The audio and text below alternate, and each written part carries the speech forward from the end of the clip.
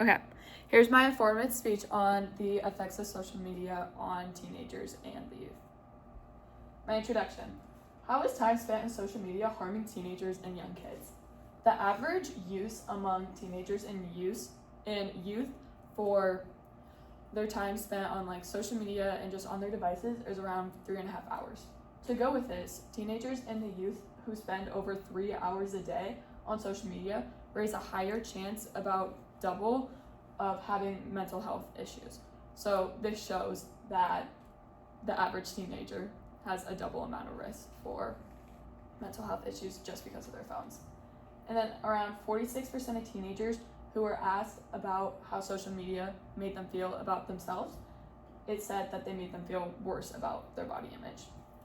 And something that I always wondered about was, does this affect girls more than it does boys, or vice versa? In some studies done, it has showed no correlation. It's been shown that there's no clear differences. Interestingly, some sources say that girls tend to be affected by social media from the ages 11 to 13, and boys tend to be affected at 14 to 15. Okay, my thesis.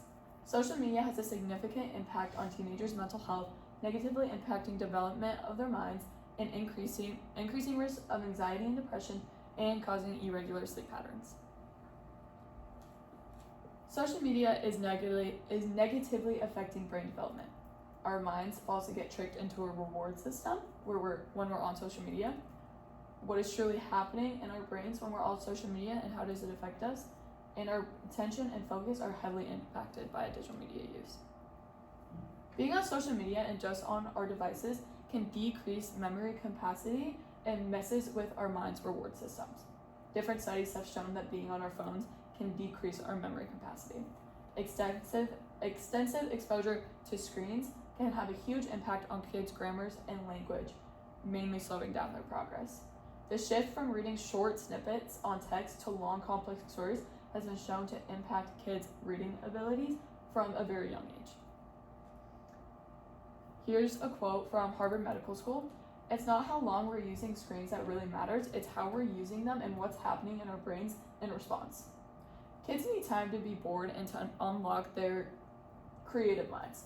Social media does not provide any room for kids to be bored, so their creativity is slowly going down.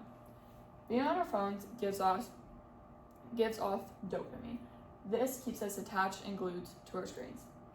Neurological pathways are pathways in your mind that get stronger over time as you do something.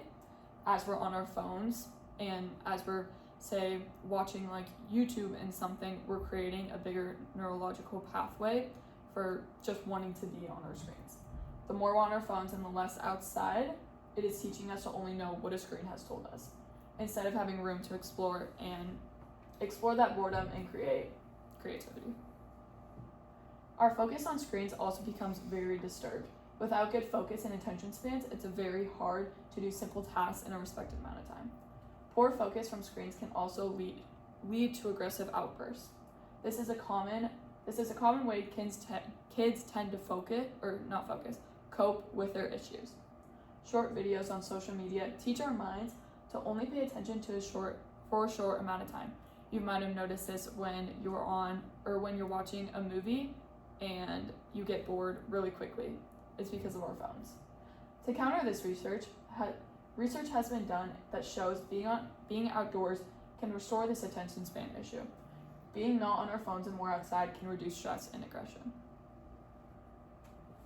Transition. Social media isn't just affecting the development of our minds, but also affecting the well-being of our minds.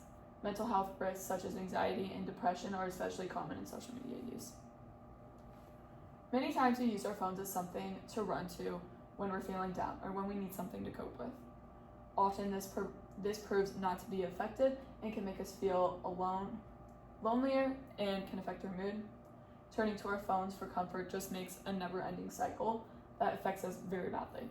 We go on our phones for comfort, it makes us feel more down, and then we go back on social media in hopes for it to help.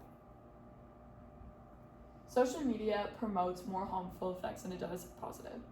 Heavy social media use has been linked to higher risks of depression, self-harm, loneliness, and suicidal thoughts. Something that is very common from social media use is FOMO, which is fear of missing out.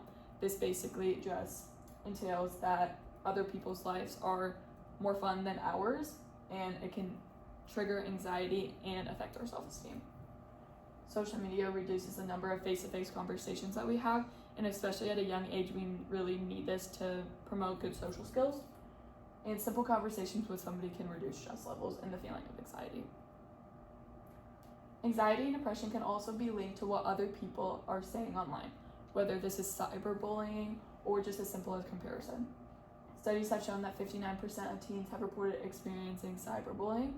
This can lead to lower self-esteem and long-lasting emotional scars. Sharing personal thoughts online can also create a sense of fullness in yourself and can distance people from real-life connections. As previously mentioned, we need real-life relationships to support healthy development to help our well-being. Sleep is essential for kids and especially for teens. It supports healthy growth and brain development. Social media can negatively impact kids and teens by affecting their sleep schedules. A warning sign that kids are being negatively affected by social media is through their sleep patterns. Irregular sleep patterns can lead to poor mental well-being. The blue light that gets emitted from our phones can cause kids to stay up later. Screens can decrease melatonin, which is triggered by darkness. Without this darkness, it becomes harder to fall asleep. Screen time can also disturb how much sleep we can get. Deep sleep is essential for growth, and it's how our minds reset after the day.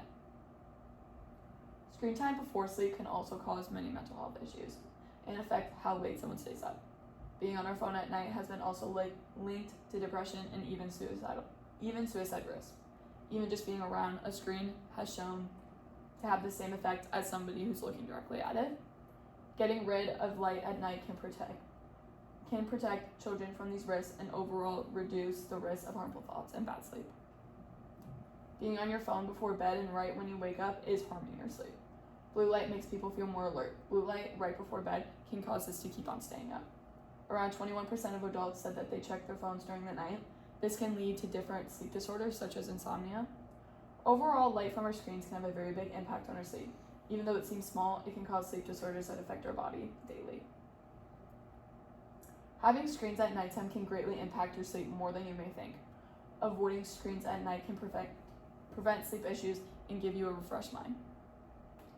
In conclusion, social media has a huge impact on the development of our mind, causing harmful effects that can end up being issues in the long run.